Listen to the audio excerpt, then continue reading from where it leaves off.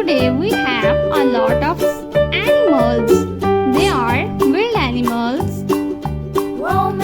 Let's learn their names one by one. Are you ready, kids? Let's start. The first animal is elephant. This is elephant. Elephant. The next animal is a leopard. This is a leopard. The next animal is a lioness. This is a lioness. The next animal is the next one is a lion.